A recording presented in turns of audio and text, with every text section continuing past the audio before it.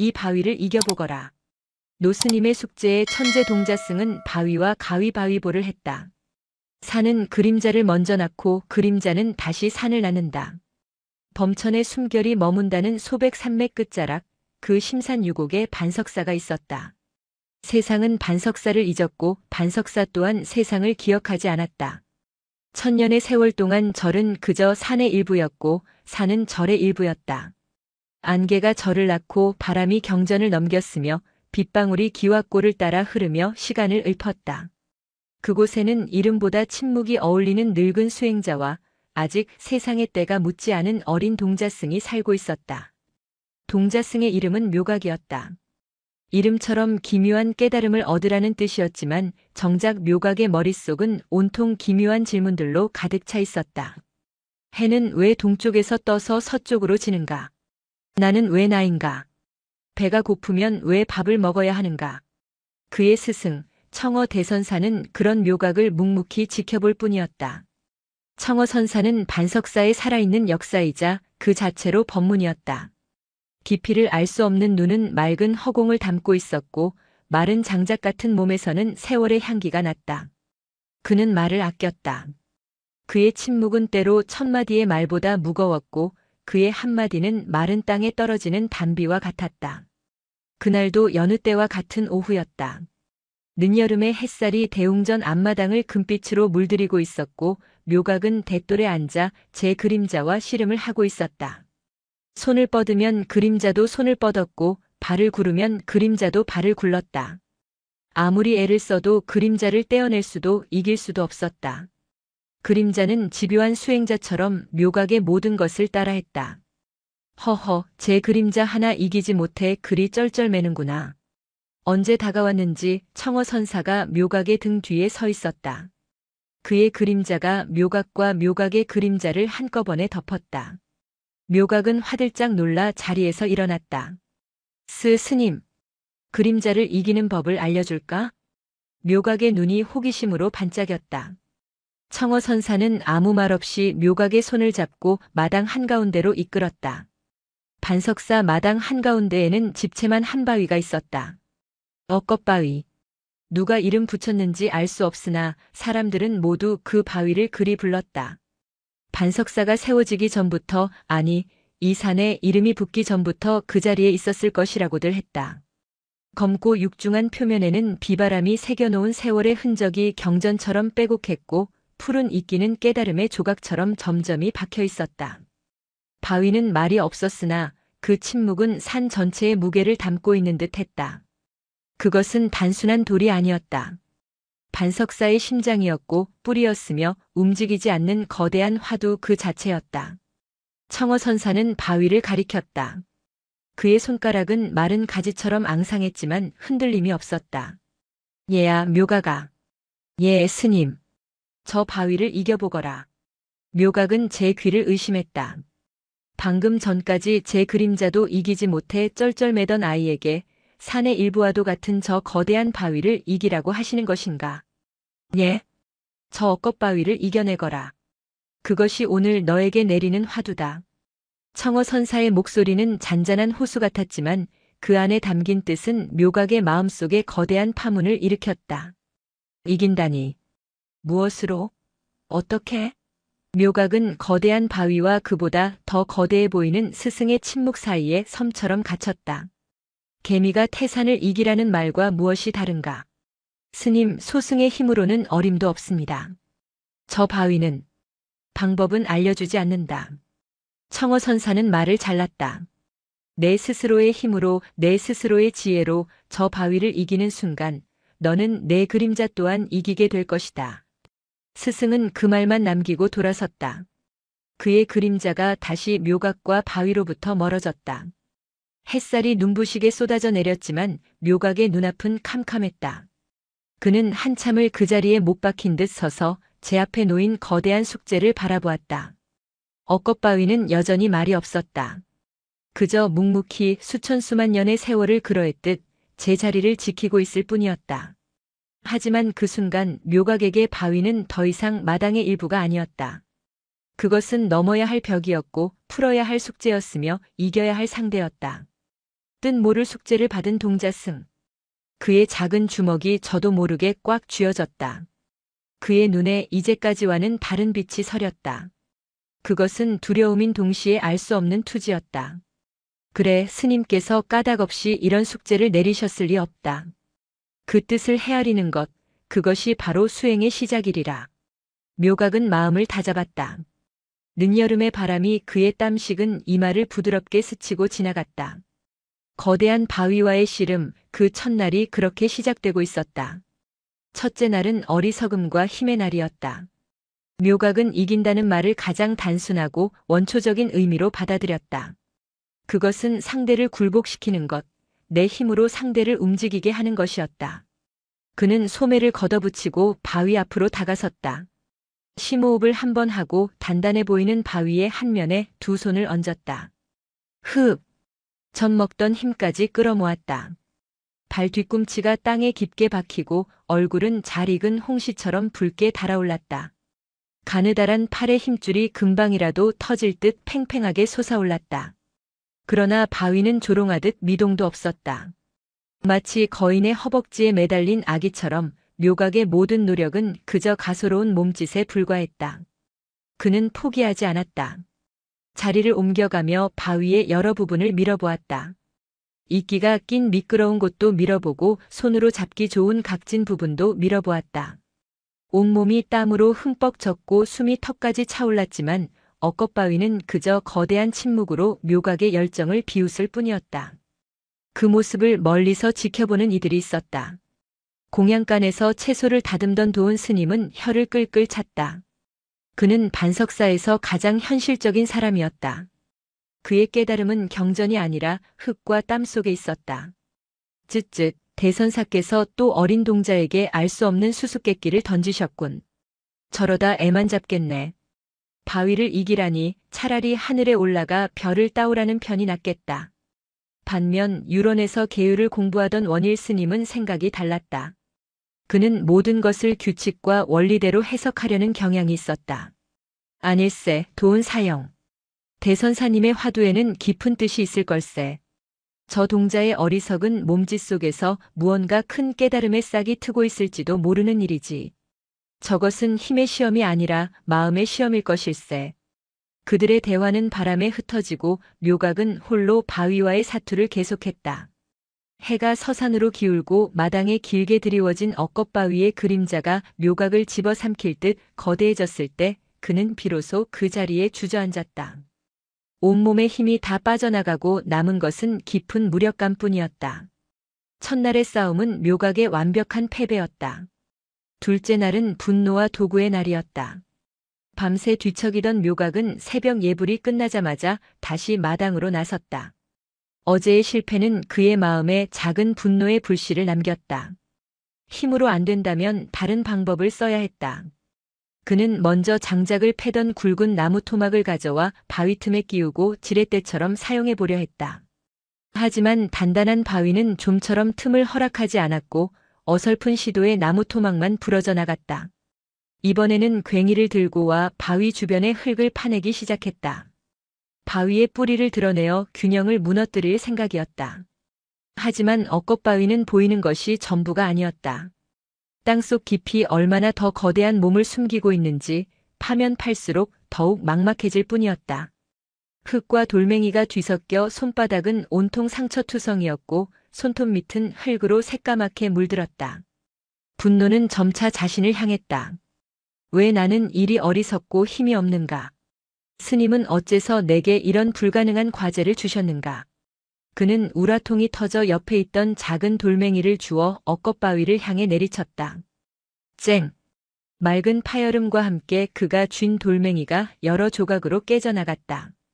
오히려 그의 손바닥만 더 깊이 베었을 뿐 억겁바위의 표면에는 희미한 흠집 하나 남지 않았다. 피가 배어나왔다. 묘각은 상처 입은 손을 내려다보며 허탈하게 웃었다. 제 분노가 얼마나 하찮고 무력한 것인지 깨닫는 순간이었다. 바위는 그저 존재할 뿐인데 자신 혼자 밀고 파고 때리며 상처 입고 있었다. 싸움의 상대는 바위가 아니라 자기 자신이었는지도 모른다. 셋째 날은 관찰과 방황의 날이었다. 육체의 힘도 도구의 지혜도 통하지 않자 묘각은 무기력에 빠졌다. 그는 더 이상 바위에 달려들지 않았다. 대신 마당을 맴돌기 시작했다. 마치 해답이 마당 어딘가에 떨어져 있기라도 한 것처럼. 그의 시선은 다른 스님들의 일상으로 향했다. 혹시 저분들의 행동 속에 힌트가 있지 않을까?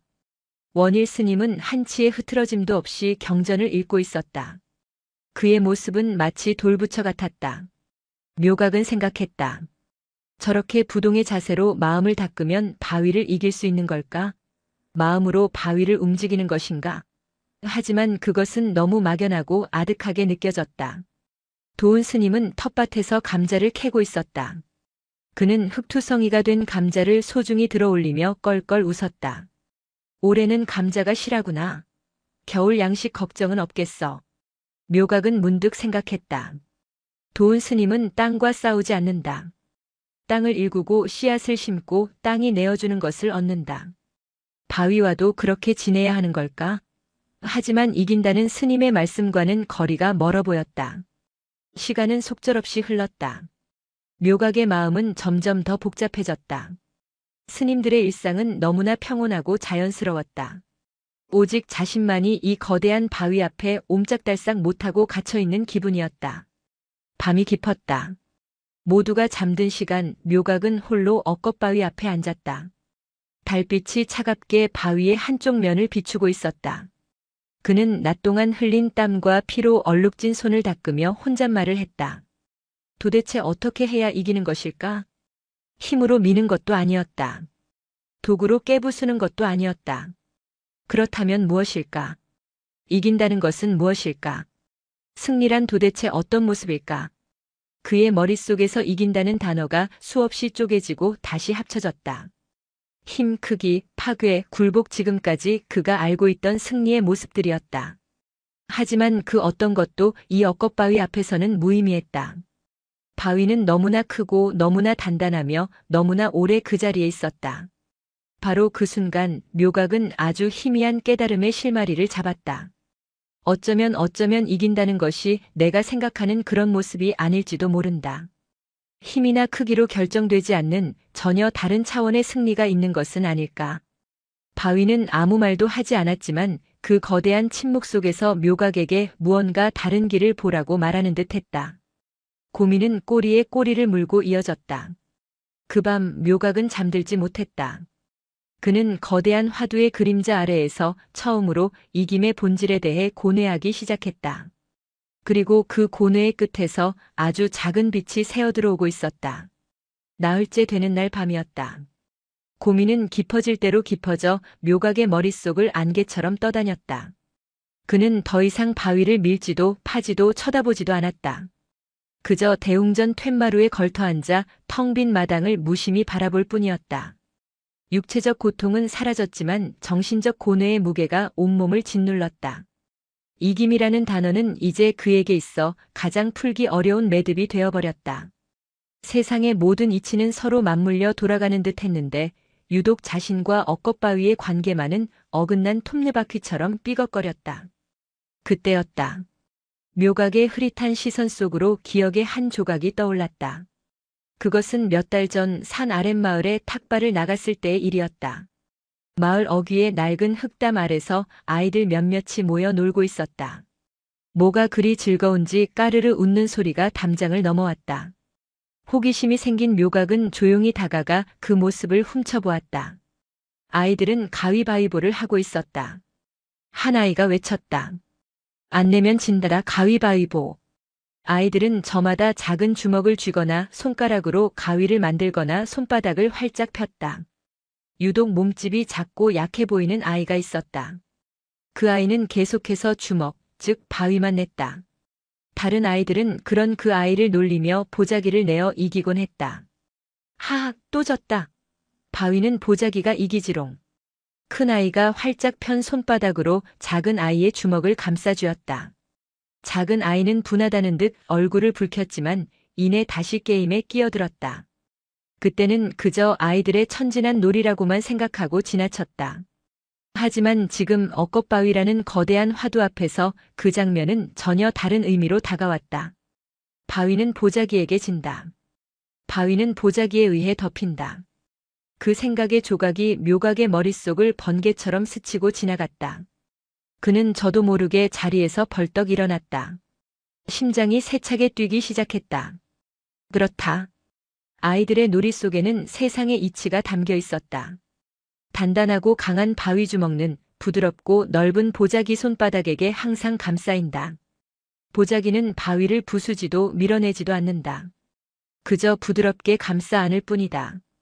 그런데도 세상의 약속 규칙 속에서 보자기는 바위를 이긴 것이 된다. 아! 짧은 탄성이 묘각의 입에서 터져나왔다. 캄캄한 동굴 속에서 한 줄기 빛을 발견한 기분이었다. 이긴다는 것이 꼭 힘으로만, 파괴로만 이루어지는 것이 아니구나. 관점의 전환. 그것이었다. 억겁바위를 밀어내야 할 장애물로만 보았던 자신의 어리석음이 보였다. 바위를 상대로 힘겨루기를 하려 했던 편협한 시각이 부끄러웠다. 바위는 강하다. 단단하다. 무겁다. 그 사실 자체는 변하지 않는다. 그렇다면 내가 변해야 하는 것이었다. 바위를 대하는 나의 태도, 나의 방식을 바꿔야 하는 것이었다. 보자기는 바위를 감싼다. 이것이 바로 열쇠였다. 덮는다. 감싸 안는다. 포용한다. 그 순간 묘각의 눈이 세상을 다시 보기 시작했다. 마당의 억겁바위는 더 이상 두려운 적이 아니었다. 그것은 그저 그 자리에 있는 거대한 존재일 뿐이었다. 문제는 바위가 아니라 그것을 이겨야 할 적으로 규정한 자신의 마음이었다. 이기려면 꼭 힘으로만 할 필요가 없는 거구나. 깨달음은 연쇄적으로 일어났다. 청어 스님이 처음 하신 말씀이 떠올랐다. 저 바위를 이기는 순간 너는 내 그림자 또한 이기게 될 것이다. 그림자. 묘각은 자신의 발밑을 내려다보았다. 희미한 달빛 아래 그의 그림자가 길게 누워 있었다. 그는 며칠 전 이 그림자를 이기기 위해 쩔쩔맸었다. 하지만 그림자를 이기는 방법은 너무나 간단했다. 빛을 등지면 그림자는 내 앞에 생기고 빛을 마주하면 그림자는 내 등 뒤로 사라진다. 그림자와 싸우는 것이 아니라 빛을 향해 몸을 돌리면 되는 것이었다. 바위도 마찬가지였다. 바위와 싸우는 것이 아니라 바위를 대하는 나의 관점을 바꾸면 되는 것이다. 온몸에 전율이 흘렀다. 며칠간 그를 짓누르던 무거운 고뇌의 껍질이 한순간에 벗겨져 나가는 듯한 희열을 느꼈다. 답은 처음부터 거기에 있었다.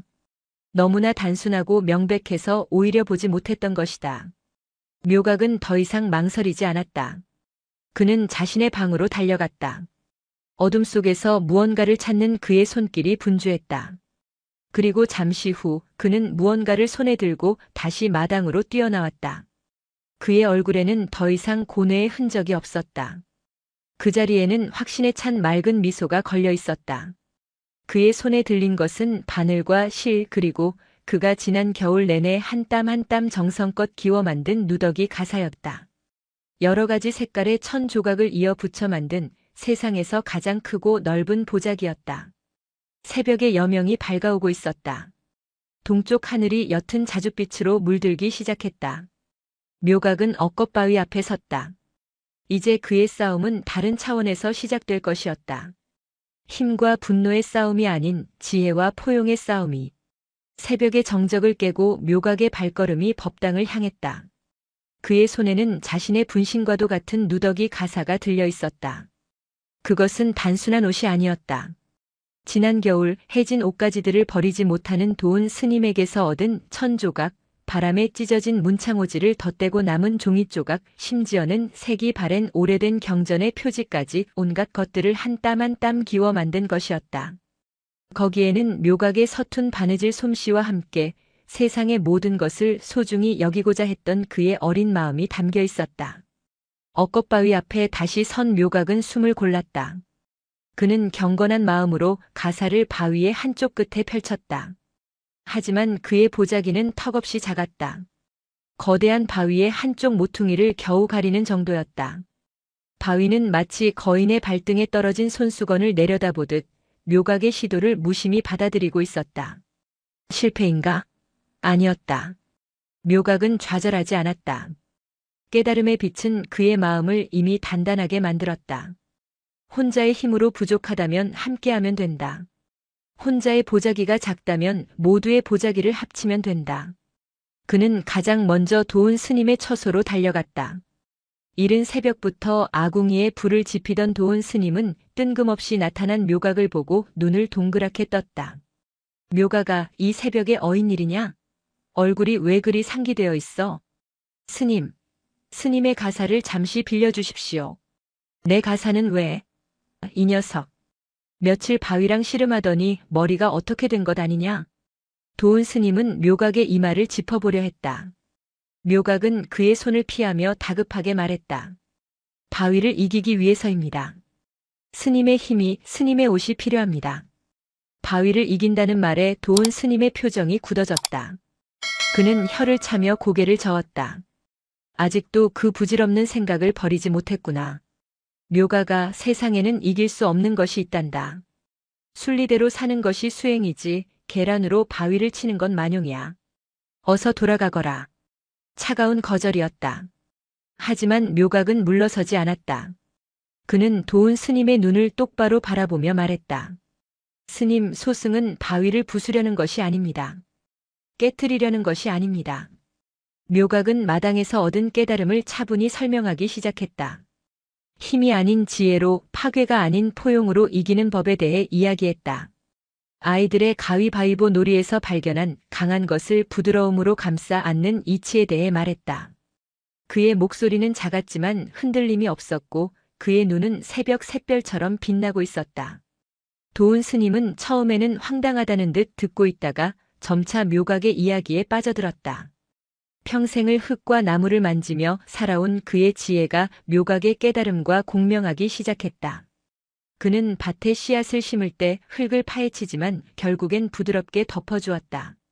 거친 나무를 다듬어 석가래를 만들 때 날카로운 대패로 깎아내지만 마지막엔 부드러운 천으로 닦아주었다. 파괴와 생성, 강함과 부드러움이 결국 하나로 이어진다는 것을 그는 몸으로 알고 있었다. 보자기로 바위를 덮는다. 도운 스님이 낮은 목소리로 은조렸다. 그는 한참 동안 말이 없다가 이윽고 거친 손으로 제 무릎을 탁 쳤다. 허허, 이거야 원. 늙은 중이 어린 동자에게 한 수 배우는구나. 알겠다. 내 평생 입어 다 낡아빠진 누더기지만 기꺼이 보태주마. 도운 스님은 자신의 방으로 들어가 빛바랜 노동복과 낡은 가사를 들고 나왔다. 그의 합류는 시작에 불과했다. 묘각은 다음으로 원일 스님을 찾아갔다. 계율과 원칙을 중시하는 원일 스님은 이야기가 통하지 않을까 걱정했지만 예상은 빗나갔다. 원일 스님은 묘각의 이야기를 듣자마자 눈을 감고 깊은 생각에 잠겼다. 그리고 잠시 후 경전의 한 구절을 읊었다. 화엄경에 이르기를 일즉일체 다즉일이라 하였느니라. 하나가 곧 전체요, 전체가 곧 하나이니라. 작은 천 조각들이 모여 거대한 법위를 이루고 그 법위가 억겁의 바위를 덮는다면 이는 곧 부처님의 자비가 온 세상에 두루 미치는 것과 같은 이치가 아니겠느냐. 원일 스님은 묘각의 깨달음을 불법의 이치로 풀어냈다. 그는 자신의 가장 아끼는 아침 예불 때마다 정갈하게 차려입던 가사를 기꺼이 내어주었다. 소문은 삽시간에 절 전체로 퍼져나갔다.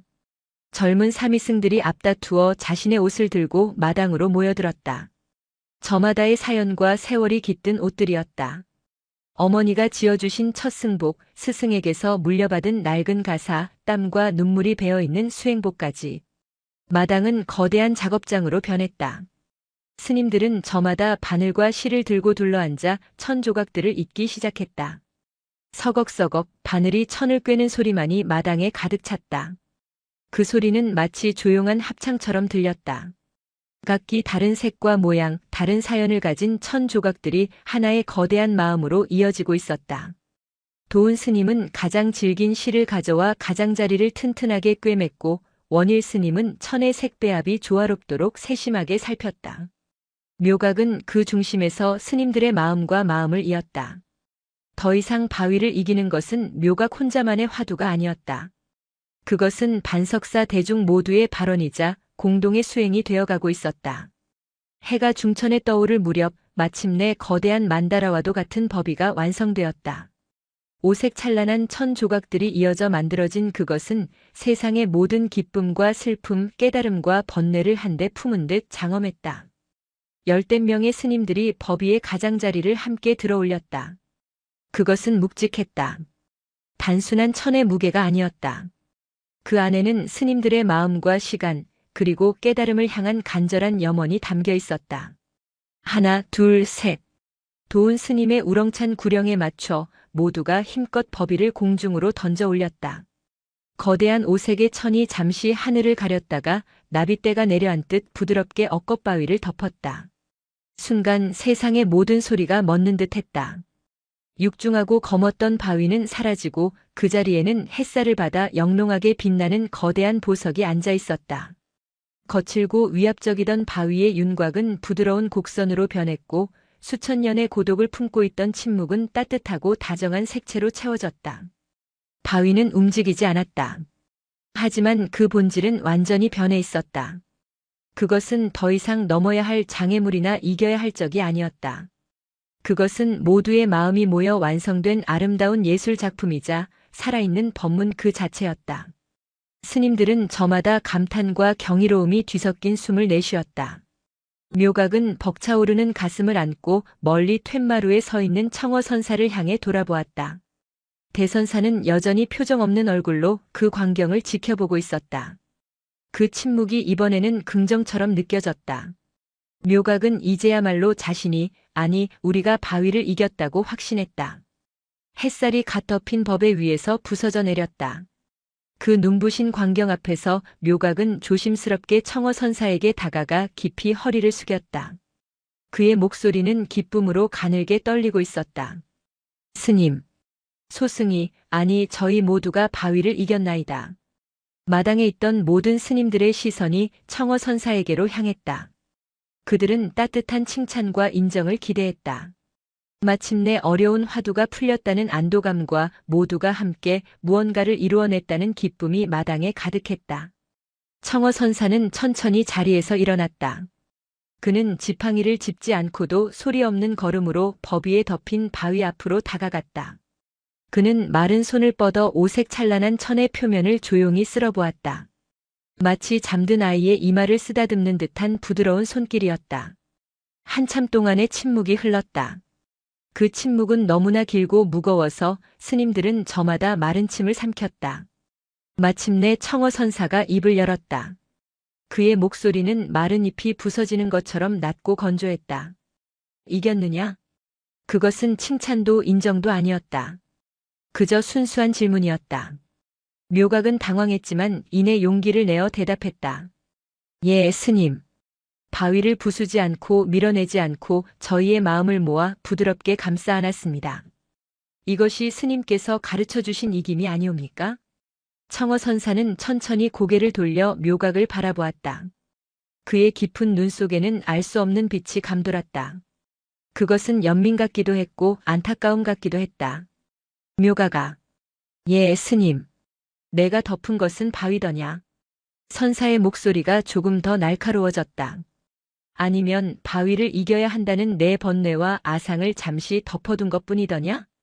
순간 묘각의 머릿속이 텅 비는 것 같았다. 마치 정수리를 죽비로 세게 얻어맞은 듯한 충격이었다. 다른 스님들 사이에서도 낮은 동요가 파문처럼 번져나갔다. 바위를 이겨야 한다는 생각을 덮은 것뿐이라고. 청어선사는 말을 이었다.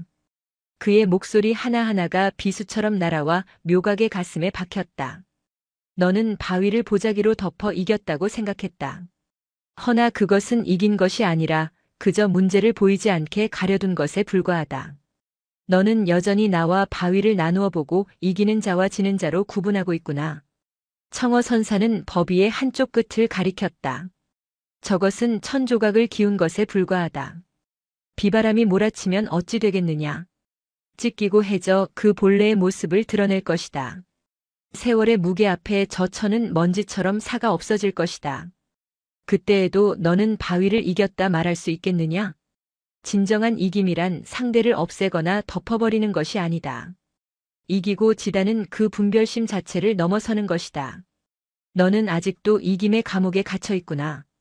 한 단계의 문을 열었다고 생각했겠지만 너는 그저 더 크고 교묘한 감옥으로 들어왔을 뿐이다.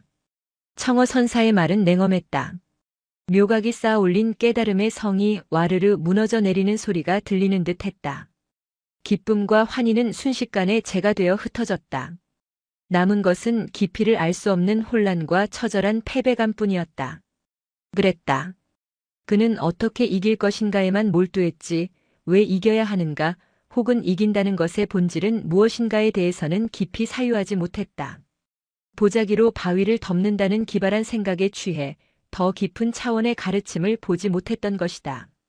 스님들과 함께 법위를 만든 그 아름다운 행위조차 결국 바위를 이긴다는 목적을 위한 수단에 불과했는지도 모른다. 청어 선사는 더 이상 아무 말도 하지 않았다. 그는 지친 기색으로 몸을 돌려 자신의 처소로 향했다. 그의 뒷모습은 묘각에게 또 다른 훨씬 더 무겁고 어려운 화두를 던지고 있었다. 마당에는 어색한 침묵만이 감돌았다. 화려했던 법인은 이제 묘각의 얕은 깨달음을 증명하는 부끄러운 증거처럼 보였다. 스님들은 섣불리 묘각을 위로하지 못하고 조용히 흩어졌다. 홀로 남은 묘각은 무너져 내리듯 그 자리에 주저앉았다. 그는 자신이 덮어버린 바위를, 아니, 바위를 이기려는 자신의 마음을 망연히 바라보았다. 바람이 불어와 법위의 한쪽 자락을 들추었다. 그 틈으로 드러난 검고 단단한 바위의 속살이 마치 그의 어리석음을 비웃고 있는 것만 같았다. 싸움은 끝난 것이 아니었다. 이제부터가 진짜 시작이었다. 무너진 자리에서 수행은 다시 시작된다. 묘각에게 며칠은 영겁과도 같은 시간이었다. 그는 먹지도 자지도 않고 법위에 덮인 바위 앞에 못 박힌 듯 앉아 있었다. 화려했던 법위는 그의 얕은 깨달음의 기념비이자 치욕의 상징이었다. 그는 자신이 이룬 모든 것이 한순간에 부정당한 그 자리에서 한 발짝도 움직일 수 없었다. 처음에는 원망의 마음이 일었다. 왜 스님께서는 진작 말씀해 주시지 않았는가? 왜 모두의 마음을 모아 이룬 이 성취를 이토록 차갑게 꺾어버리시는가? 하지만 그 원망의 불꽃은 이내 사그라들고 더 깊은 자기 성찰의 어둠이 그를 덮쳤다. 스님의 말씀이 옳았다. 그는 바위를 이긴 것이 아니었다. 그저 보기 싫은 문제를 아름다운 천으로 덮어두고 스스로 만족하고 있었을 뿐이다. 이겨야 한다는 강박관념, 깨달음을 얻었다고 인정받고 싶은 아상. 그것들이 그의 눈을 가리고 있었다. 스님의 예언처럼 세상은 그의 얕은 승리를 가만두지 않았다. 사흘째 되던 날 밤 거센 비바람이 산을 핥히고 지나갔다. 묘각은 비를 피하지 않고 억수같이 쏟아지는 빗속에서 바위 앞을 지켰다. 밤새 몰아친 바람은 기어이 법위의 몇 군데를 찢어 놓았고 비에 흠뻑 젖은 천은 축 늘어져 무게를 이기지 못하고 바위의 맨살을 드러내 보였다. 화려했던 색깔들은 빗물에 번져 서로 뒤엉키며 얼룩덜룩한 흉터처럼 변해버렸다. 다음 날 아침 엉망이 된 법위와 그 틈으로 보이는 변함없는 바위의 모습은 묘각에게 마지막 남은 자존심마저 버리게 만들었다. 그의 승리는 하룻밤의 비바람조차 견뎌내지 못하는 허상에 불과했다. 그는 더 이상 바위를 바라보지 않았다. 그는 눈을 감았다. 바위와 나를 분리했던 시선을 거두었다. 이기고 지다는 분별심을 내려놓았다. 그는 그저 앉아 있었다. 그리고 느끼기 시작했다. 처음에는 바람의 감촉을 느꼈다. 바람은 묘각의 뺨을 스치고 동시에 바위의 표면을 스쳐 지나갔다. 바람에게는 묘각과 바위의 구분이 없었다. 그저 그 자리에 있는 존재들을 동등하게 어루만질 뿐이었다. 햇살을 느꼈다. 햇살은 묘각의 정수리를 데우고 동시에 바위의 등을 따스하게 덮였다. 햇살에게도 둘의 차이는 무의미했다. 빗방울을 느꼈다. 빗방울은 그의 어깨를 적시고 바위의 이끼를 적셨다. 시간이 흐르면서 묘각의 의식은 점차 확장되었다. 그는 더 이상 좁은 육신 안에 갇혀 있지 않았다. 그는 자신의 존재가 바위와 겹쳐지는 기묘한 감각에 휩싸였다. 그는 바위의 침묵을 들었다. 그것은 아무것도 말하지 않음으로써 모든 것을 말하는 침묵이었다. 천둥이 쳐도 동요하지 않고 폭설이 내려도 원망하지 않으며 꽃이 피어도 우쭐대지 않는 그 완전한 평정심. 그는 바위의 시간을 느꼈다. 수억 년의 세월 동안 닳고 깎이면서도 제자리를 지켜온 그 인내. 바위에게 이김과 짐은 애초에 존재하지 않는 개념이었다. 바위는 그저 존재할 뿐이었다. 대결하지 않고 저항하지 않고 그저 모든 것을 받아들이며 스스로가 되어갈 뿐이었다. 진정한 승리는 상대를 이기는 것이 아니라 상대와 나 사이의 경계를 허물고 하나가 되는 것. 나라는 아상을 버리고 바위라는 대상에 대한 집착을 버리고 마침내 나와 바위라는 분별 자체가 사라지는 경지. 그것이 바로 공의 이치였다. 어느덧 해가 저물고 있었다. 묘각은 천천히 눈을 떴다. 그의 눈은 며칠 전의 총명함과는 다른 깊고 고요한 빛을 띠고 있었다. 그는 조용히 자리에서 일어나 바위에게 다가갔다. 그리고 찢기고 더러워진 거대한 버비를 한 올 한 올 정성스럽게 걷어내기 시작했다. 그것은 패배의 잔해를 치우는 행위가 아니었다. 자신의 어리석었던 집착을 벗겨내는 의식이었다. 스님들이 꿰매었던 실을 하나하나 풀고 각자의 옷을 분리하여 정갈하게 개었다. 마지막으로 자신의 누더기 가사를 챙겨들었다. 마침내 억겁바위는 다시 본래의 모습을 온전히 드러냈다. 비에 젖은 검은 표면이 저녁 노을을 받아 희미하게 빛나고 있었다. 묘각은 바위를 향해 아무 말 없이 깊이 허리를 숙였다. 그것은 더 이상 정복의 대상이 아닌 가르침을 준 거대한 스승에 대한 인사였다. 그는 스승인 청어선사를 찾아가지 않았다. 인정받기 위한 깨달음은 또 다른 집착임을 알았기 때문이다. 대신 그는 억겁바위 바로 옆 바위가 드리운 그림자가 시작되는 그 경계에 가부좌를 틀고 앉았다. 그는 눈을 감고 깊은 호흡에 들었다. 그의 작은 몸은 거대한 바위 옆에서 한 점처럼 보였다. 하지만 그의 모습은 더 이상 왜소하지 않았다. 그는 바위처럼 움직이지 않았고 바위처럼 침묵했으며 바위처럼 모든 것을 받아들일 준비가 되어 있었다. 멀리서 그 모습을 지켜보던 도훈 스님과 원일 스님은 서로의 얼굴을 바라보며 희미하게 미소 지었다. 그들은 이제야 청어 선사의 깊은 뜻을 어렴풋이 짐작할 수 있었다. 저녁 노을이 길게 드리워지며 작은 동자승과 거대한 바위의 그림자가 하나로 합쳐지고 있었다. 마침내 묘각은 바위를 이기는 가장 완벽한 길은 스스로 바위가 되는 길임을 깨달은 것이다. 그의 진짜 수행은 이제 막 시작되고 있었다. 고요는 전염된다. 묘각이 억겁바위 옆에 뿌리를 내리자 반석사 마당의 시간은 다른 속도로 흐르기 시작했다. 새들의 지저귀는 더 맑게 들렸고 풍경 소리는 더 멀리 퍼져나갔으며 스님들의 발걸음 소리마저 한결 조심스러워졌다. 묘각의 부동은 살아있는 화두가 되어 절 전체를 감쌌다. 그는 더 이상 어린 동자승이 아니었다. 마당의 풍경 그 자체가 되었다. 여름의 마지막 기온이 대지에 남아 끈질기게 저항했다. 낮에는 늦더위가 기승을 부렸고 땀이 등줄기를 타고 흘러내려 승복을 축축하게 적셨다. 돌바닥에서 올라오는 열기는 마치 아궁이 앞에 앉은 듯 뜨거웠다. 묘각의 몸은 그 모든 것을 받아냈다. 흐르는 땀은 그의 결심을 씻어내지 못했고 뜨거운 열기는 그의 의지를 녹이지 못했다. 그는 그저 앉아 있었다. 마치 수천 년 동안 그 자리를 지켜온 바위가 그러했듯. 첫 며칠은 지옥이었다. 고통은 파도처럼 밀려왔다. 처음에는 무릎과 발목의 관절이 비명을 질렀다. 수만 개의 바늘이 동시에 찌르는 듯한 날카로운 통증이 다리 전체로 퍼져나갔다. 이내 허리가 끊어질 듯한 아픔이 찾아왔다. 척추 마디마디가 분리되어 무너져 내리는 듯한 감각. 그는 몇 번이나 이 자리에서 일어나 도망치고 싶은 충동과 싸워야 했다. 입술을 깨물자 비릿한 피맛이 번졌다. 이것 또한 이겨내야 할 바위다. 그는 스스로에게 되뇌었다. 고통이라는 이름에 내 몸 안에 존재하는 거대한 바위. 고통의 첫 파도가 지나가자 허기가 찾아왔다. 위장이 뒤틀리고 창자가 서로 엉겨붙는 듯한 격렬한 굶주림. 눈앞에 어머니가 차려주시던 따뜻한 밥상이 아른거렸고 공양간에서 나던 구수한 밥 짓는 냄새가 환각처럼 코를 찔렀다.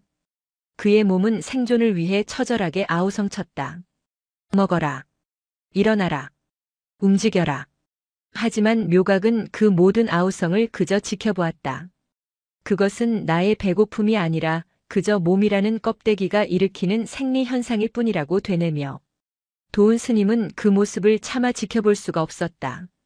그는 율원을 지키는 원일 스님과 언성을 높여 다투기까지 했다. 이복의 원일 사형. 저게 정령 수행으로 보이는가? 저건 고행일세. 저러다 애잡겠어. 대선사께서는 어찌 저 모습을 보고만 계시는 겐가? 원일 스님은 눈을 감은 채 찻잔을 들고 있을 뿐이었다. 도운 사제, 저 아이는 지금 몸으로 경전을 쓰고 있는 걸세. 옛 선사들께서도 뼈를 깎는 고통 속에서 대오각성하셨네. 우리가 할 일은 그저 묵묵히 지켜보며 저 아이의 구도심이 꺾이지 않도록 마음으로 응원하는 것뿐일세. 마음으로 응원? 당장 물 한 모금 못 넘기고 말라가고 있는데 굶어 죽은 뒤에 대오각성하면 그게 다 무슨 소용이냔 말일세. 도운 스님은 씩씩거리며 나가버렸다. 그리고 다음 날 새벽부터 그는 맑은 죽 한 그릇과 깨끗한 물 한 사발을 묘각의 옆에 조용히 놓아두기 시작했다. 그것은 그의 마지막 자비이자 고집스러운 수행자에 대한 최소한의 존중이었다. 묘각은 아주 가끔 의식이 희미해질 정도의 갈증이 찾아올 때만 실눈을 뜨고 물을 마셨다. 그 외에 죽그릇에는 단 한 번도 손을 대지 않았다. 죽은 다음 날이면 어김없이 새 것으로 바뀌어 있었다. 묘각은 눈을 감은 채 그 묵묵한 온기를 마음으로 느꼈다. 시간이 흐르자 육체는 점차 아우성을 멈추었다. 놀랍게도 몸은 스스로 사는 법을 터득하기 시작했다. 호흡은 더 깊고 느려졌으며 심장의 박동은 잠든 듯 고요해졌다. 최소한의 에너지만으로 생명을 유지하는 마치 겨울잠에 든 짐승처럼. 고통은 사라지지 않았지만 더 이상 그의 마음을 흔들지 못했다. 그것은 그저 배경처럼 존재하는 희미한 감각의 일부가 되었을 뿐이다. 육체의 문턱을 넘어서자 계절의 문턱이 눈앞에 다가왔다. 바람의 냄새가 달라졌다. 여름의 습하고 더운 기운 대신 건조하고 서늘한 풀향기가 실려왔다. 귀뚜라미 울음소리가 처량하게 밤의 정적을 채웠다. 하늘은 눈이 시리도록 푸르고 높아졌으며 구름은 솜털처럼 가벼워졌다. 가을이었다. 산사의 단풍나무가 가장 먼저 붉게 타오르기 시작했다. 마치 제 피를 쏟아내는 듯한 처절한 아름다움이었다. 붉고 노란 잎들이 하나둘 떨어져 나와 바람을 타고 춤을 추다가 묘각의 어깨와 머리 위에 내려앉았다. 그는 가만히 그 무게를 받았다. 나뭇잎들은 마치 대지가 그에게 보내는 서신 같았다. 변화하라. 머무르지 마라. 모든 것은 이처럼 흘러간다. 그의 감각은 이전과 비교할 수 없을 만큼 예민하게 열리고 있었다. 그는 눈을 감고 있었지만 햇살이 나뭇잎을 투과하며 만들어내는 미세한 색의 변화를 느낄 수 있었다. 대웅전 처마 끝 풍경이 바람의 세기에 따라 어떻게 다른 소리를 내는지 그 음의 높낮이와 떨림까지도 구분할 수 있었다. 멀리 계곡 물 흐르는 소리, 흙 속을 기어가는 개미의 발소리, 거미가 거미줄을 치는 희미한 진동까지도 그의 의식은 놓치지 않았다. 온 세상이 그에게 말을 걸어오고 있었다. 그는 더 이상 바위 옆에 앉아있는 묘각이 아니었다. 그는 바위와 함께 비를 맞고 나무와 함께 바람에 흔들렸으며 흙과 함께 햇살을 받아내는 거대한 자연의 일부였다. 자신과 외부 세계를 나누던 경계선이 희미해지고 있었다. 어느 날 저녁 멀리서 바라보던 어린 사미승 하나가 용기를 내어 원일 스님에게 물었다. 스님, 묘각 사형은 언제까지 저러고 계시는 겁니까? 꼭 저렇게 해야만 깨달음을 얻을 수 있는 것입니까? 원일 스님은 묘각에게서 눈을 떼지 않은 채 나지막이 대답했다. 깨달음이란 얻는 것이 아니다. 깨달음은 이미 우리 안에 있다. 저 아이는 지금 자신을 가리고 있던 수많은 껍질들을 한 겹 한 겹 벗겨내고 있는 것이다. 육체라는 껍질, 생각이라는 껍질, 그리고 마침내 나라는 가장 질긴 껍질까지도. 우리는 그저 저 위대한 침묵의 광경을 지켜볼 따름이다. 가을이 깊어지면서 묘각의 주변에는 온통 낙엽이 융단처럼 깔렸다. 밤에는 기온이 크게 떨어져 입김이 하얗게 서렸다. 묘각의 얇은 승복은 더 이상 추위를 막아주지 못했다.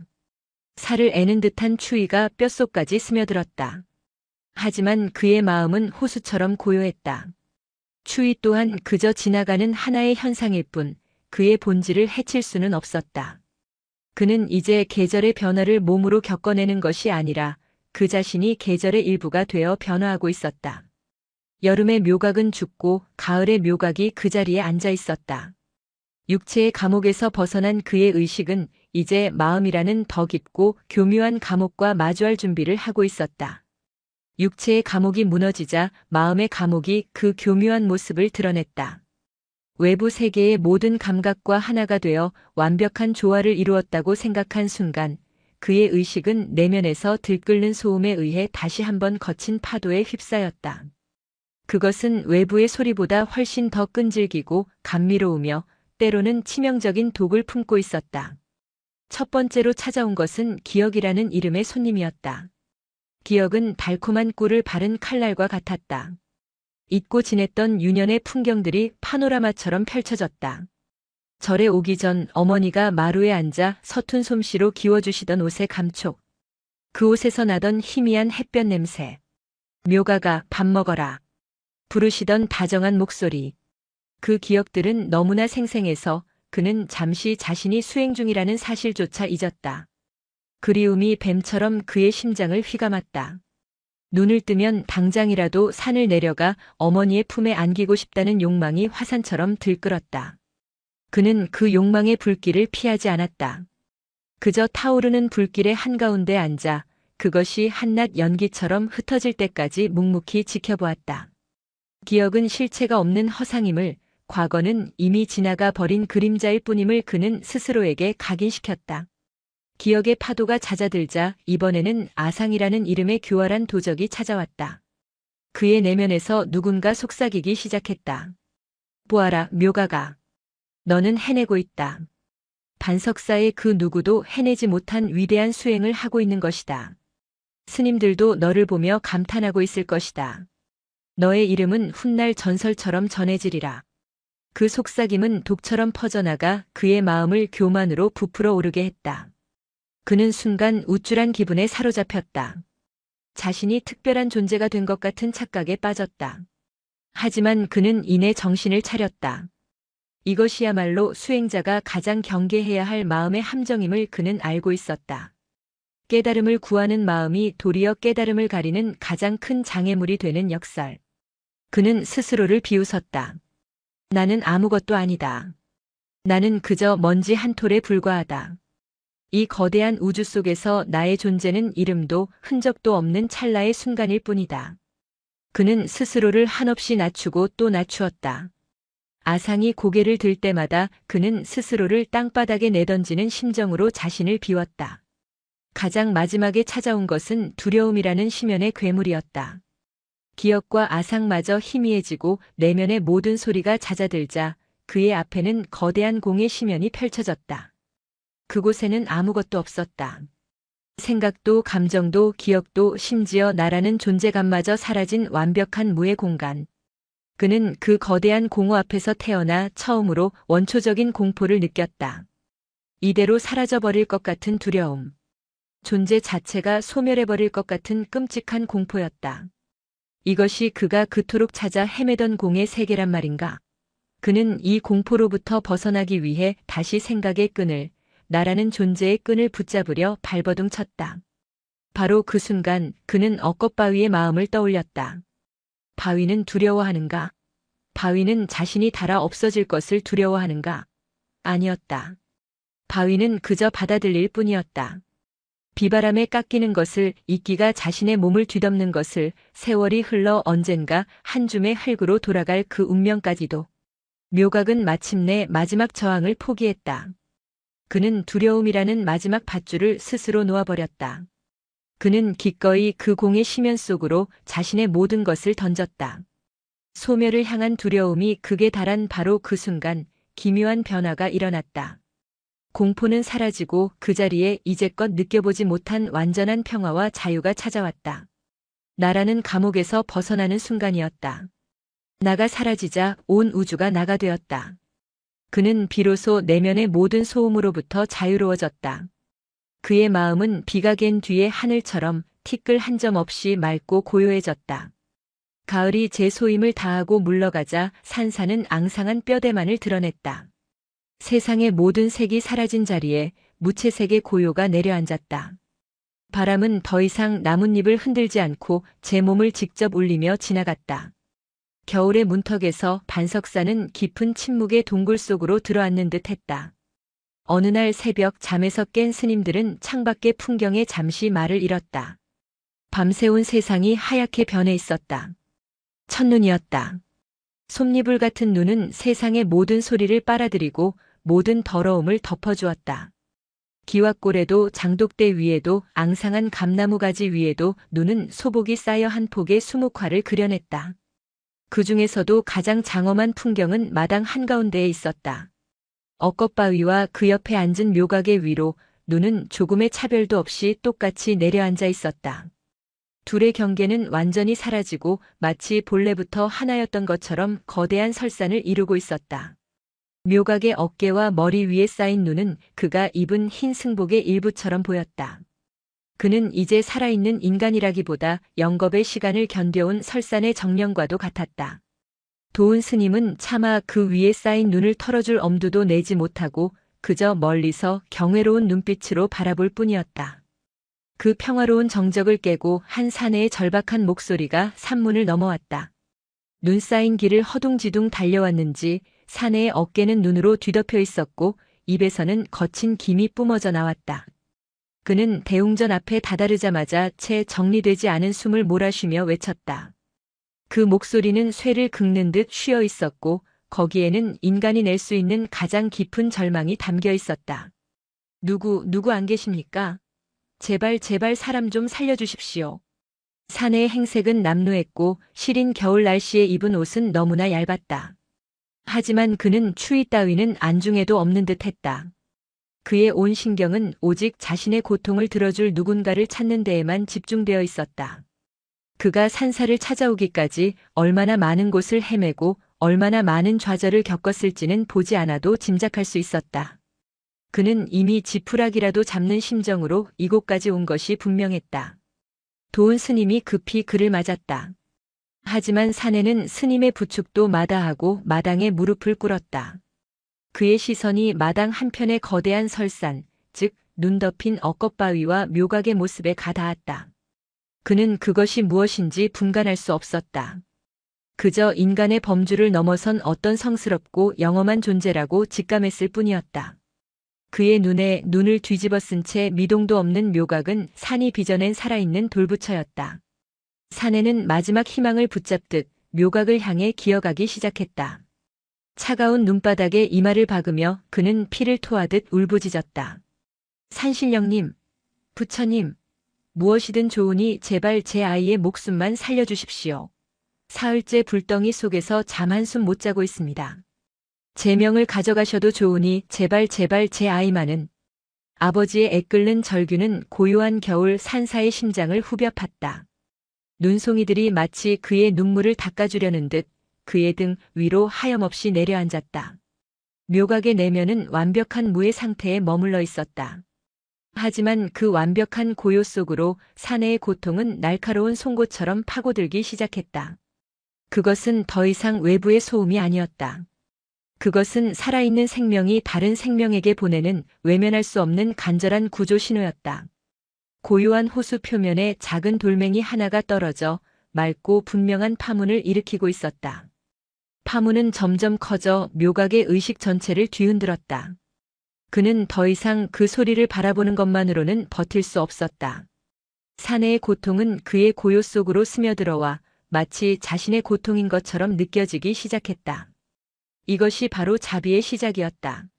나와 남을 구분하는 경계가 사라지자 타인의 고통이 곧 나의 고통이 되는 경지. 그의 내면에서 마지막 갈등이 폭풍처럼 일었다. 움직여서는 안 된다. 이 부동심이야말로 내가 수개월간의 고통을 통해 얻어낸 전부다. 움직이는 순간 모든 것은 수포로 돌아간다.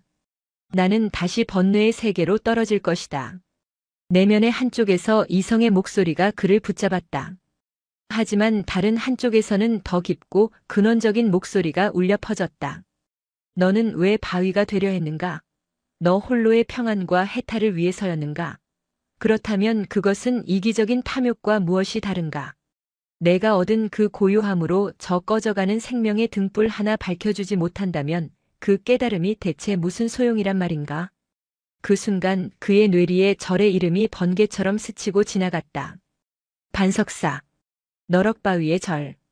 청어 대선사께서 내리신 화두의 마지막 조각이 제자리를 찾아가는 순간이었다. 화두는 3단계로 이루어져 있었다. 첫째, 바위를 이겨라. 마이너스 힘과 지혜로 상대를 제압하려는 아상을 깨닫는 단계. 둘째, 바위가 되어라. 마이너스 나와 대상의 경계를 허물고 부동심을 얻는 단계. 그리고 마지막 셋째는 스승이 말로 하지 않았으나 스스로 깨쳐야 했던 마지막 관문. 바위로서 존재하라. 즉 중생의 반석이 되어 주어라. 진정한 반석이란 산속에 홀로 고고하게 서 있는 돌이 아니었다. 그것은 세상의 비바람을 막아주는 지붕이 되고 거친 물살을 건너게 해주는 징검다리가 되며 무너지는 담을 지탱해주는 주춧돌이 되는 것이었다. 고요함을 얻었다면 이제 그 고요함의 힘으로 가장 시끄럽고 고통스러운 세상 속으로 걸어 들어가야 했다. 그것이 바로 대승의 길이었다. 결심은 끝났다. 그의 수행은 이 자리에서 끝나는 것이 아니었다. 이제부터가 진짜 시작이었다. 묘각은 천천히, 아주 천천히 억겁의 세월처럼 느껴지는 시간 속에서 눈꺼풀을 들어 올렸다.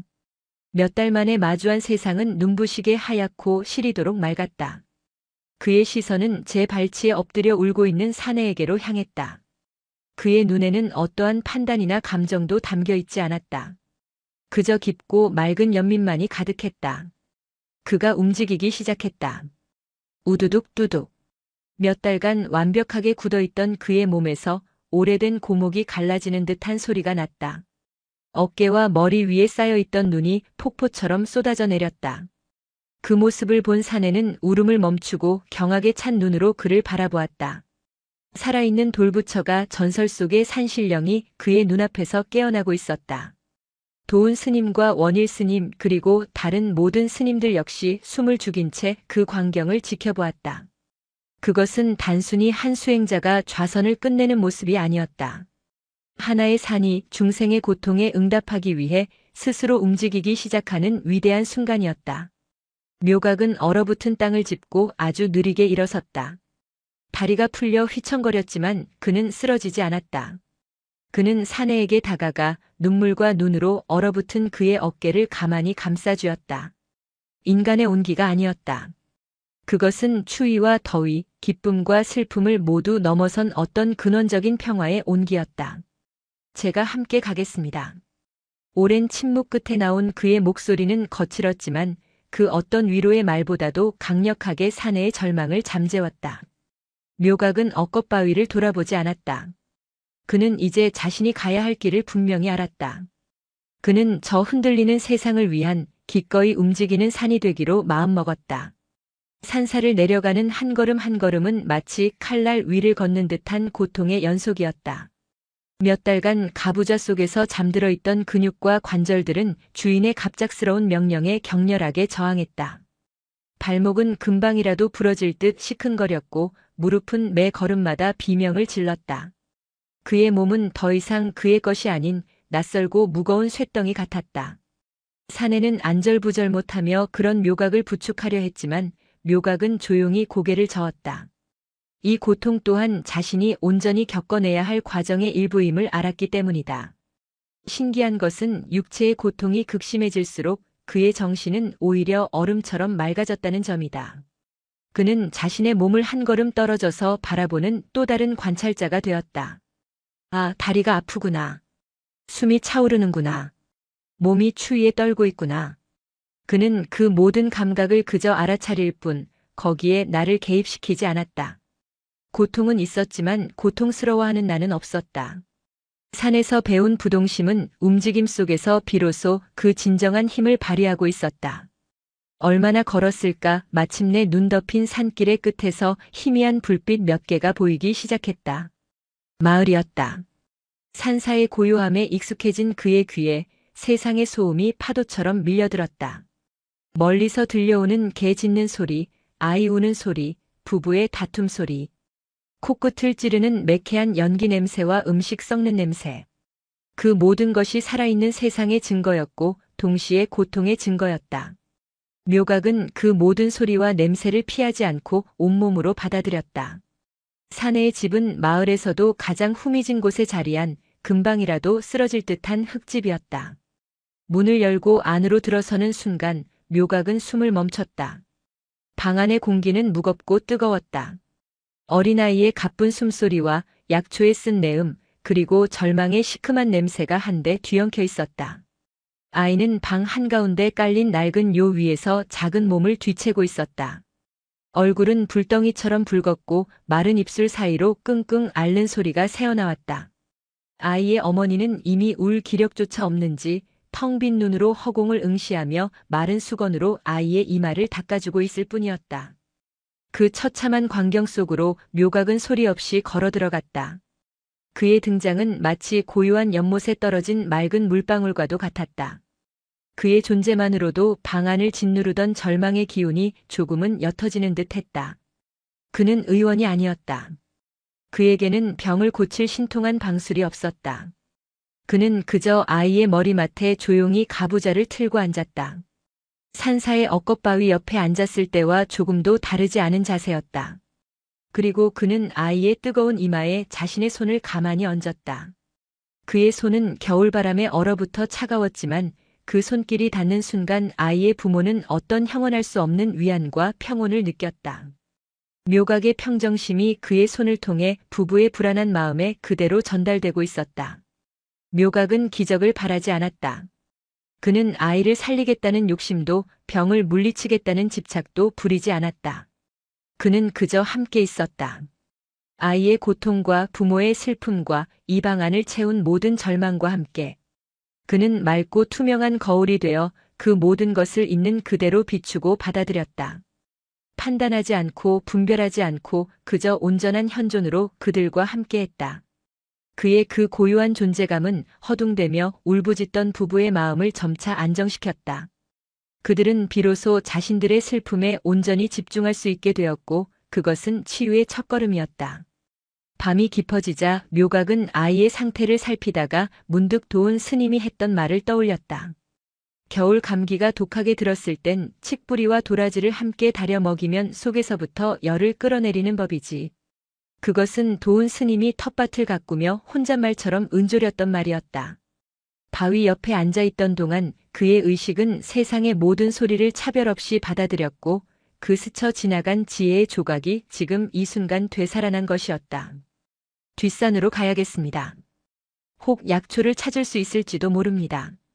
사내는 고개를 저었다. 스님, 이 칠흑 같은 밤에 눈 덮인 산을 오르는 것은 너무 위험합니다. 괜찮습니다. 묘각의 목소리는 단호했다. 그는 사내와 함께 횃불 하나에 의지한 채 다시 겨울산으로 향했다. 눈보라가 얼굴을 때렸고 발은 몇 번이나 눈구덩이에 빠졌다. 하지만 묘각은 마치 익숙한 길을 걷는 것처럼 망설임이 없었다. 그는 기억과 직관의 의지에 눈 덮인 땅 속에서 기어코 칡뿌리 몇 개와 얼어붙은 도라지 한 뿌리를 찾아냈다. 집으로 돌아온 그는 정성껏 약초를 씻고 그것을 다리는 내내 아이 곁에서 조용히 경을 읊었다. 그의 목소리는 나지막했지만 방 안의 모든 것을 부드럽게 감싸는 힘이 있었다. 잘 다려진 약물이 아이의 입술 사이로 조금씩 흘러들어갔다. 그것은 단순한 약초물이 아니었다. 거기에는 지극한 정성과 흔들리지 않는 평온함, 그리고 한 생명을 향한 깊은 연민이 함께 담겨 있었다. 동이 트기 시작할 무렵 기적 같은 일이 일어났다. 아이의 거친 숨소리가 조금씩 잦아들기 시작하더니 이내 펄펄 끓던 열이 거짓말처럼 내리기 시작했다. 아이는 며칠 만에 처음으로 깊고 평온한 잠에 빠져들었다. 아이의 어머니는 그 모습을 보고 참았던 울음을 터뜨렸고 아버지는 묘각의 발치에 엎드려 소리 없이 어깨를 들썩였다.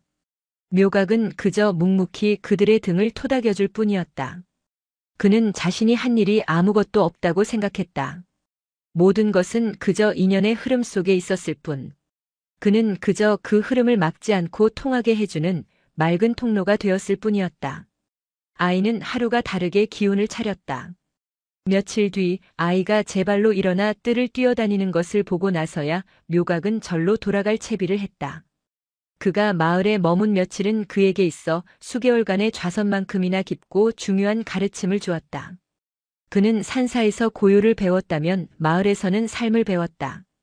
그리고 그 삶의 곳곳에 억겁바위보다 더 크고 단단한 바위들이 존재하고 있음을 발견했다.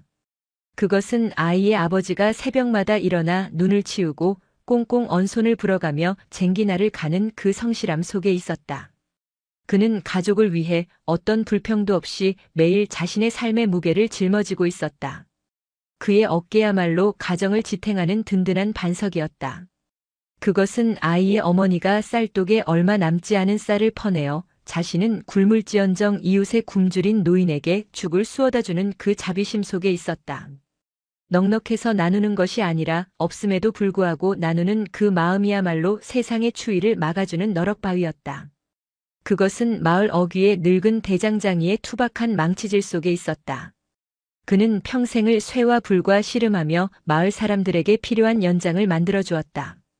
사람들은 그의 연장으로 밭을 갈고 집을 지었다. 그는 마을 공동체에 보이지 않는 주춧돌이었다. 그것은 아이들이 흙먼지 속에서 해맑게 웃으며 돌멩이 하나로 온갖 놀이를 만들어내는 그 생명력 속에 있었다. 어떤 역경 속에서도 기쁨을 찾아내는 그 순수한 마음이야말로 절망을 이겨내는 가장 단단한 바위였다. 묘각은 비로소 깨달았다. 진정한 반석이란 산사의 마당에 고고하게 서 있는 거대한 돌덩이가 아니었다. 그것은 특별한 수행자에게만 허락된 깨달음의 상징도 아니었다. 반석은 바로 이 평범한 사람들의 삶 속에, 그들의 땀과 눈물 속에, 그들의 사랑과 희생 속에 있었다. 그들은 바위가 되겠다고 결심한 적도 깨달음을 얻겠다고 수행한 적도 없었다. 그들은 그저 하루하루를 성실하게 살아내고 서로에게 기꺼이 기댈 어깨를 내어주는 것만으로도 이미 가장 위대한 바위의 삶을 살고 있었던 것이다. 그들의 삶에 비하면 산사에서 홀로 고요함을 추구했던 자신의 모습이 얼마나 작고 이기적으로 느껴졌는지 모른다.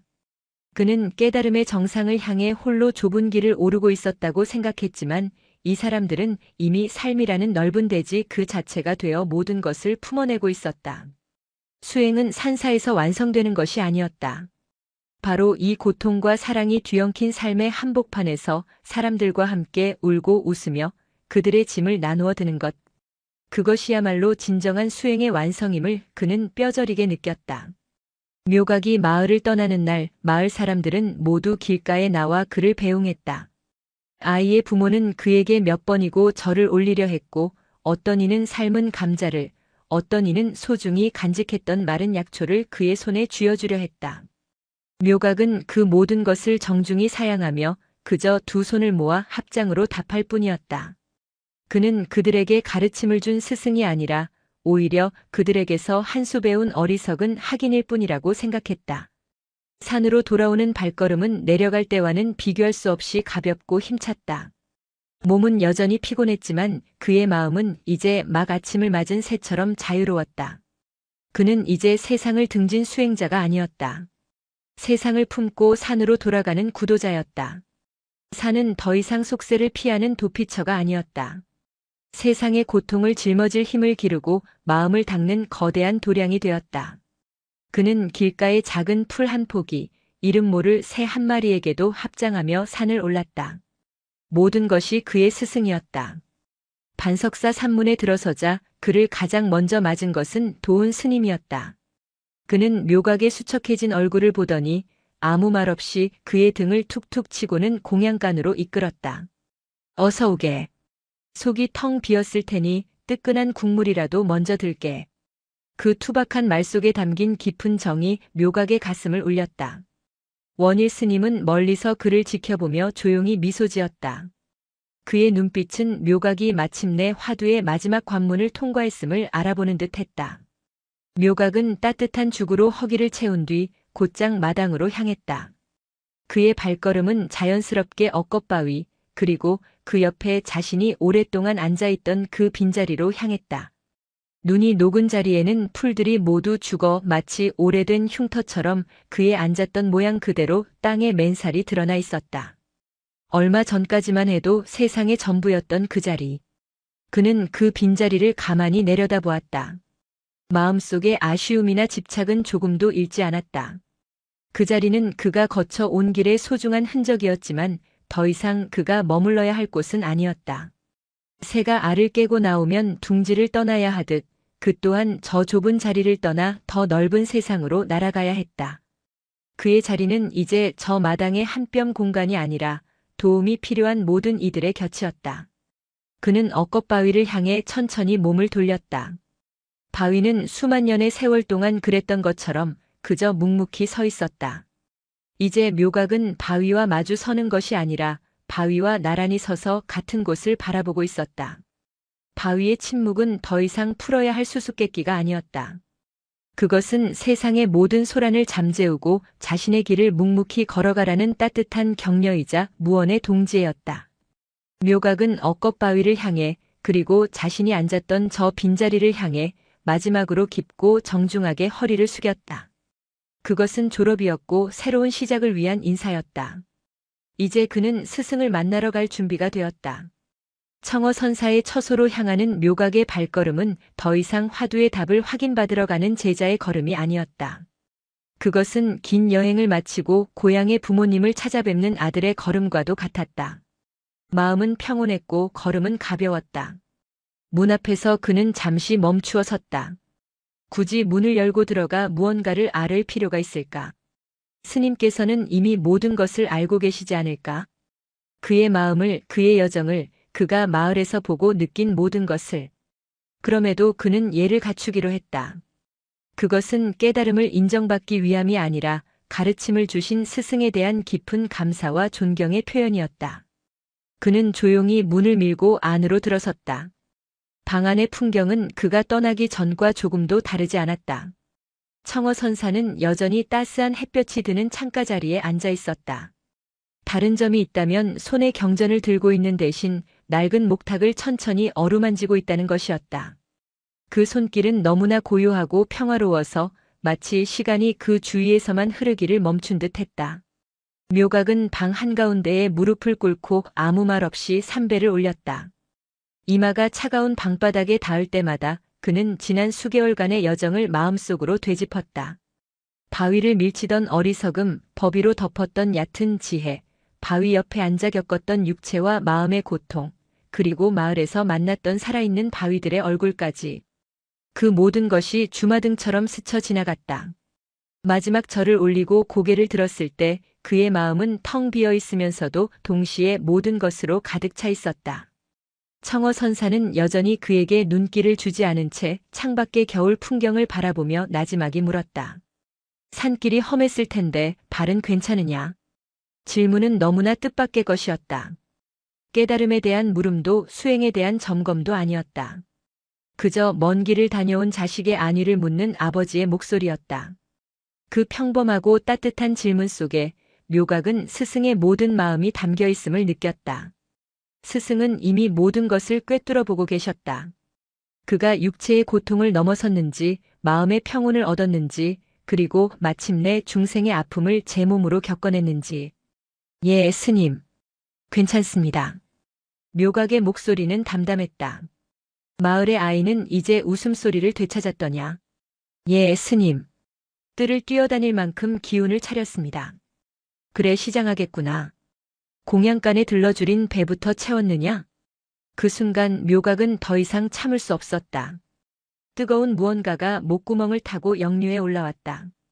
그는 차가운 방바닥에 이마를 대고 소리 없이 눈물을 흘렸다. 그것은 서러움의 눈물도 기쁨의 눈물도 아니었다. 거대한 자비의 바다에 온전히 몸을 담근 자만이 흘릴 수 있는 맑고 투명한 감사의 눈물이었다. 스승은 단 한 번도 그를 시험하지 않았다. 그저 그가 스스로 길을 찾아낼 때까지 묵묵히 지켜보고 믿어주었을 뿐이다. 바위를 이겨라는 화두는 풀어야 할 문제가 아니라 그를 더 넓은 세상으로 이끌기 위한 스승의 자비로운 방편이었던 것이다. 한참의 시간이 흐른 뒤 묘각이 고개를 들었을 때 청어선사는 비로소 그를 바라보고 있었다. 그리고 그의 얼굴에 묘각이 평생을 그리워하고 기다려왔던 미소가 걸려 있었다. 그것은 입꼬리만 살짝 올린 희미한 미소였지만 그 안에는 겨울 눈을 녹이는 봄볕의 따스함과 밤하늘의 별을 모두 합친 것 같은 깊은 지혜가 담겨 있었다. 이제 알았구나. 스승의 목소리는 텅 빈 목탁 속에서 울려나오는 듯 맑고 깊은 울림을 가지고 있었다. 억겁의 바위는 이겨내라고 그 자리에 있는 것이 아니다. 끌어안으라고 그 자리에 있는 것도 아니다. 그저 내가 누구인지를 비춰주는 거울일 뿐이니라. 너는 마침내 그 거울 속에서 너머를 보았구나. 청어 선사는 자리에서 일어나 묘각에게 다가왔다. 그리고 마른 손으로 그의 어깨를 가만히 짚었다. 진정한 반석이란 흔들리지 않는 고요함 속에 머무는 돌이 아니라 가장 거센 파도가 치는 세상의 한복판으로 걸어들어가 기꺼이 무중생들의 징검다리가 되어주는 마음이니라. 너는 이겼다. 나와 바위를 이겼고 깨달음을 이겼으며 마침내 이겨야 한다는 그 마음까지도 이겨냈느니라. 스승의 손길이 닿은 어깨에서부터 온몸으로 따스한 기운이 퍼져나갔다. 길고 길었던 겨울이 끝나고 그의 영혼에 비로소 진정한 봄이 찾아오고 있었다. 강산이 두어 번 바뀌고도 남을 세월이 흘렀다. 청어 대선사는 어느 맑은 가을날 잠자리에 들 듯 조용히 열반에 들었다. 스님은 아무것도 남기지 않았지만 그의 가르침은 반석사의 모든 것에 스며들어 있었다. 묘각은 더 이상 앳된 동자승이 아니었다. 깊게 팬 눈가의 주름은 그의 지혜를 말해주었고 온화한 미소는 그의 자비를 보여주었다. 그는 청어의 뒤를 이어 반석사를 지키는 주지가 되었지만 사람들은 그를 주지 스님이라 부르기보다 그저 반석사의 큰 바위라고 불렀다. 그가 주지가 된 이후 반석사는 많이 달라졌다. 산문은 언제나 활짝 열려 있었고 절은 더 이상 세상을 등진 수행자들만의 공간이 아니었다. 삶에 지친 나그네들이 잠시 쉬어가는 쉼터가 되었고 가난하고 병든 자들이 위로를 받는 안식처가 되었으며 길 잃은 아이들이 마음껏 뛰노는 마당이 되었다. 묘각은 경전을 읽는 시간보다 사람들의 이야기를 들어주는 시간이 더 많았고 참선을 하는 시간보다 텃밭에서 굶주린 이들을 위한 감자를 캐는 시간이 더 많았다. 그는 산사에 머물렀지만 언제나 세상의 가장 낮은 곳과 함께하고 있었다. 어느 늦여름 오후 대웅전 앞마당은 여느 때처럼 아이들의 웃음소리로 가득했다. 묘각은 툇마루에 앉아 그 모습을 흐뭇하게 바라보고 있었다. 그때 그의 눈에 며칠 전 절에 들어온 어린 동자승 하나의 모습이 들어왔다. 동자승은 다른 아이들과 어울리지 못하고 마당 한 구석에 쭈그려 앉아 제 발밑에 길게 드리워진 그림자와 씨름을 하고 있었다. 그림자를 밟으려 하면 그림자도 달아났고 그림자를 잡으려 손을 뻗으면 그림자도 똑같이 손을 뻗었다. 제 마음대로 되지 않는 그림자를 보며 아이는 금방이라도 울음을 터뜨릴 듯한 표정이었다. 그 모습을 보는 순간 묘각의 입가에 옅은 미소가 번졌다. 수십 년 전 바로 저 자리에서 그림자와 씨름하던 자신의 모습이 거울처럼 비쳐 보였다. 묘각은 조용히 자리에서 일어나 동자승에게 다가갔다. 아이는 인기척에 화들짝 놀라 고개를 들었다. 묘각은 아무 말 없이 아이의 작은 손을 잡고 마당 한가운데로 이끌었다. 억겁바위는 그 수많은 세월의 풍파 속에서도 변함없이 그 자리를 지키고 있었다.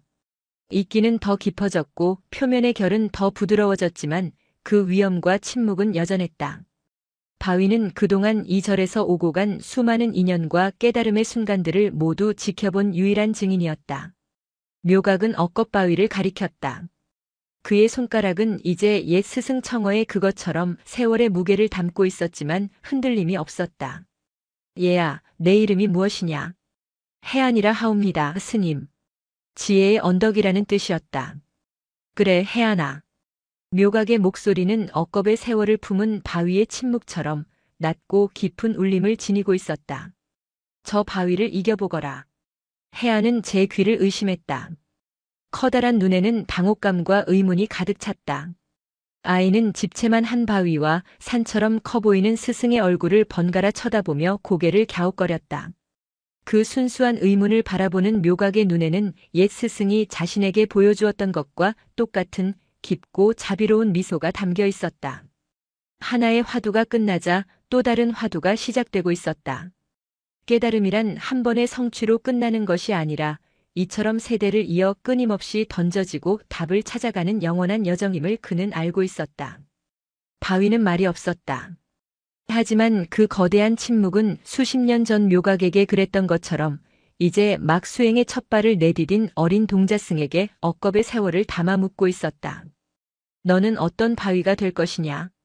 그 대답을 찾아나갈 아이의 긴 여정을 축복하듯 맑고 높은 가을 하늘 아래 반석사의 풍경 소리가 끝없이 멀리 그리고 청아하게 퍼져나가고 있었다. 영상이 마음에 드셨다면 구독과 좋아요, 댓글 부탁드립니다. 부탁드립니다. 부탁드립니다. 부탁드립니다. 부탁드립니다.